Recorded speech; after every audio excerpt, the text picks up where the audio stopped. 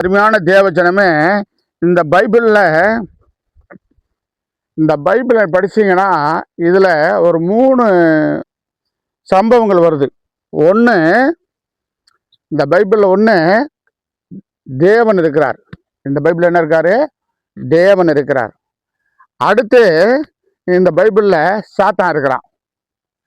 தேவன் இருக்கிறாரு, சாத்தான் இருக்கிறான், கூட மனுஷன் இருக்கிறான் இல்லையா? இந்த 3 பேரை பின்னித்தான் இந்த பைபிள் எழுதப்பட்டிருக்குது கர்த்தருடைய கிருபையினாலே. அல்லேலூயா. புரியுதா சொல்றது? அப்புறம் இந்த பைபிள்ல கடந்த காலம், நிகழ்காலம், வருங்காலம், இந்த 3 காலம் இதுக்குள்ள இருக்குது. என்ன இருக்குது? ஆதியில உலகத்தை எப்படி படைச்சார் ஆண்டவர், அது எப்படி உற்பத்தி ஆச்சு, மனுஷன் எப்படி தோன்றினான், மற்ற ஜீவராசிகள் எப்படியெல்லாம் உருவானது என்று சொல்லியும் இந்த பைபிளில் எழுதப்பட்டிருக்குது.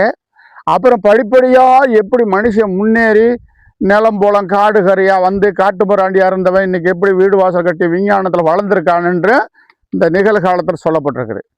அதுக்கு பின்னால் மறித்து நம்ம எங்கே போகிறோம் என்ற நிச்சயத்தையும், சொர்க்கமா நரகமா என்ற எச்சரிப்பும் இதுக்குள்ள இருக்குது.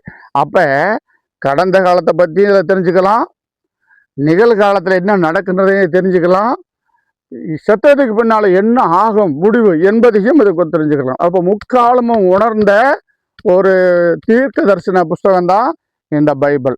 இந்த பைபிளை படிக்க படிக்க படிக்க ஞானமும் கிருபையும் வளரும். இந்த வேதத்தில் ஒரு வசனம் சொல்லுது, இந்த வேதத்தை வாசிக்கிறவரும் இதை கேட்கிறவர்களும் இதன் பிரகாரம் நடக்கிறவர்களும் பாக்கியவான்கள் என்று வேதம் சொல்லுது. என்ன சொல்லுது? இந்த வேதத்தை வாசிக்கிறவர்களும் இதை கேட்கிறவர்களும் இதன் பிரகாரம் நடக்கிறவர்களும் பாக்கியவான்கள் என்று வேதம் சொல்லுது.